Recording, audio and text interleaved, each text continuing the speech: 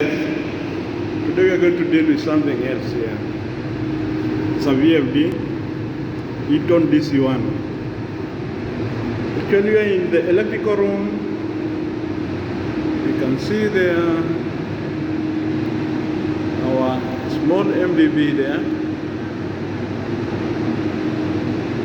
And we have also a bigger VFD here, Eaton DA1, but we are not going to deal with this one. Actually, today we are going to focus on Eaton DC1.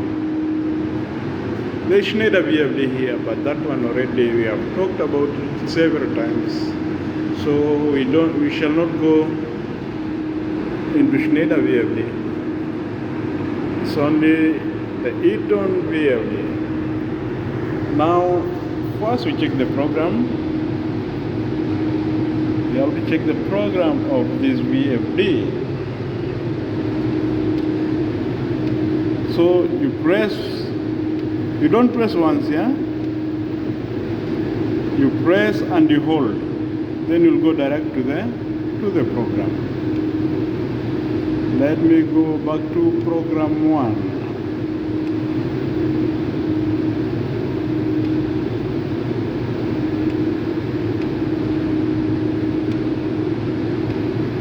Program 1 is where you set the highest frequency.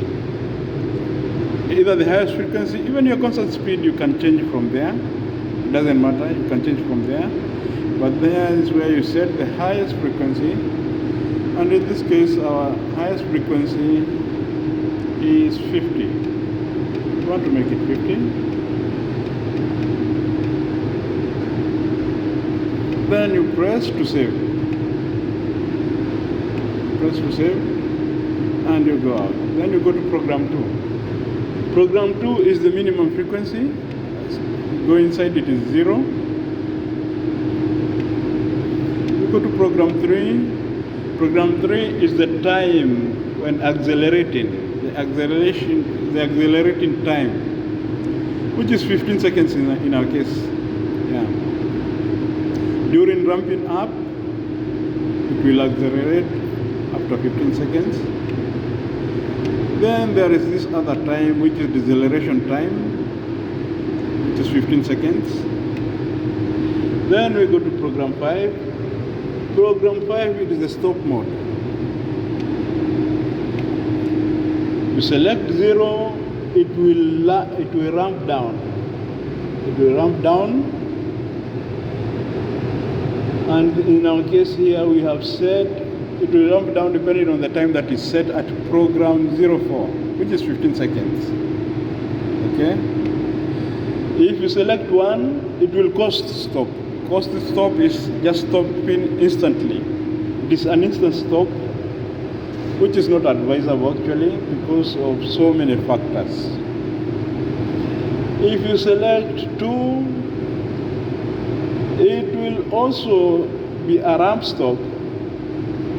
But in case the main supply is cut abruptly, it will take shorter time than what is programmed at program 04, which is 15 seconds. It will take less time than what is set there, which is 15 seconds.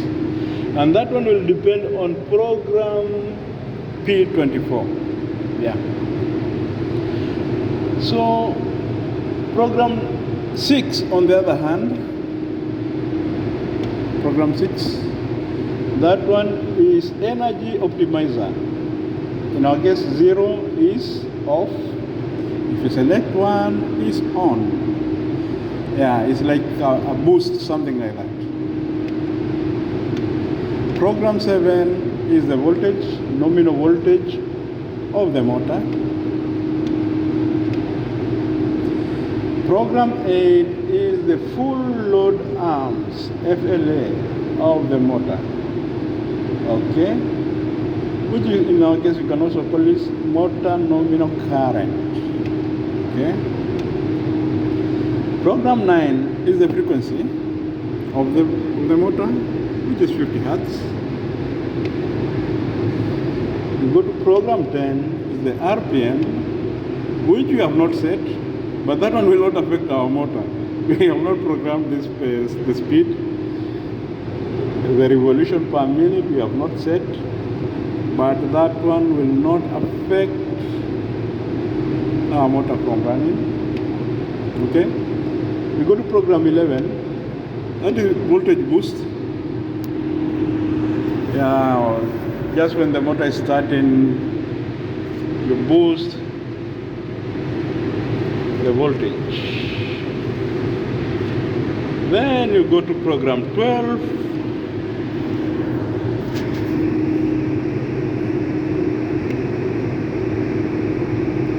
What's program 11? Yeah, it's the boost. Program 12.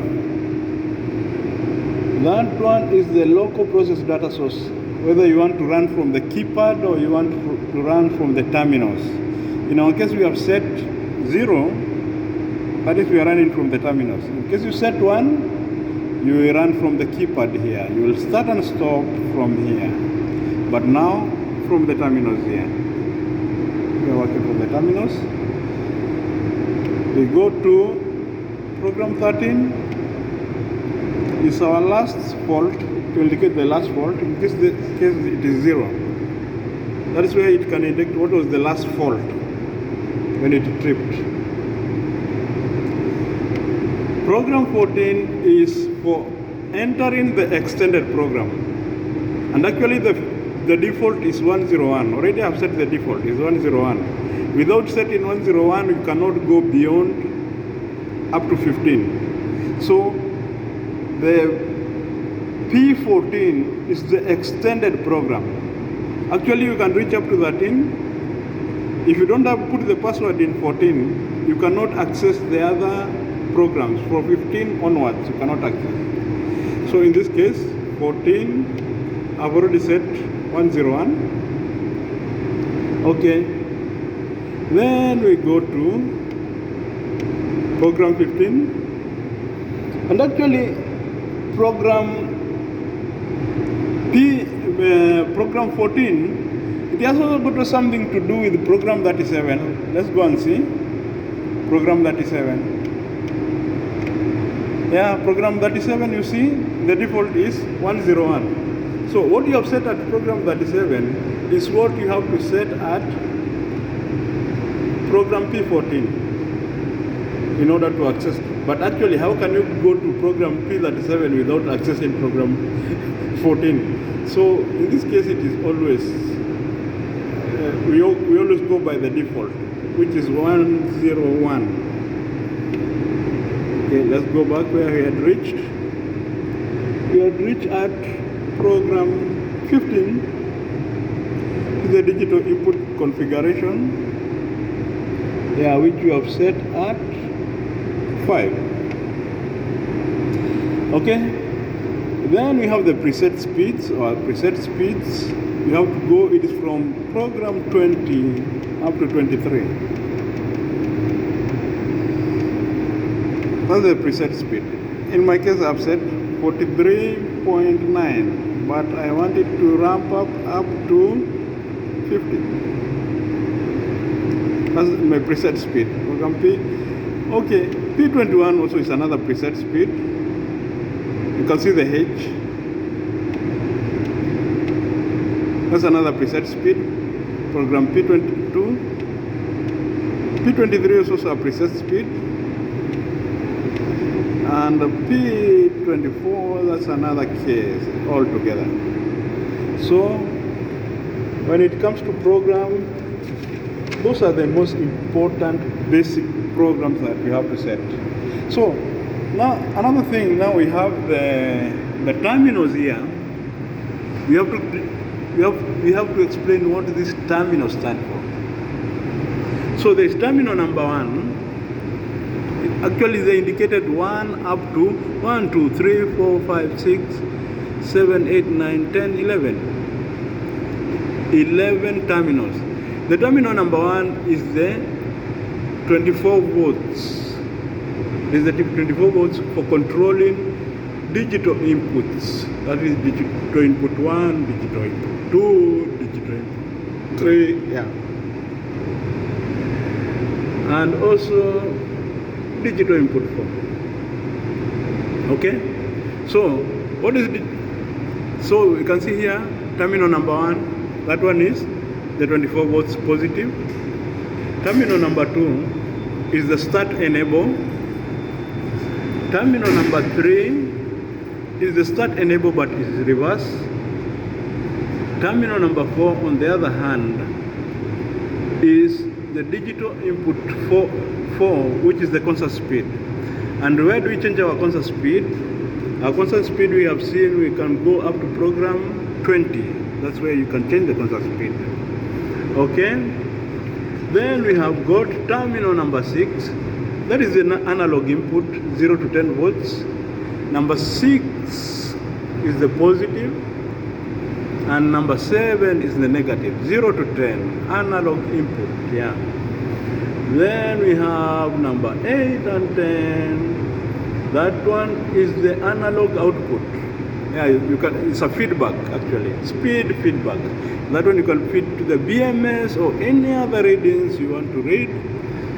Yeah, and the number 8 is the positive, and number 9 is the negative. Both number 7 and 9 are negatives. Then we have number 9 and 10. That is a relay. You can use it as a run or a trip, and you have to set. You have to set in order to run it. To use that relay, which is number 9, number 10 and 11. You can use it as trip or run. In our case, we have used it as a trip. Yeah. Then we have another auxiliary relay here. This auxiliary relay, yeah, this one we have used it as a run relay. So either this or this, these two are relays, yeah. And we have our relays here, our external relays. Our external relays, actually relay number 1 is for the fire alarm, which is fire alarm. It's a fire alarm relay. Yeah, it's a fire alarm relay. And relay number 2 is for the damper. Something has to do with the damper. Relay number 3 is run on hand. When you run on hand, relay number 3 is the one which you respond.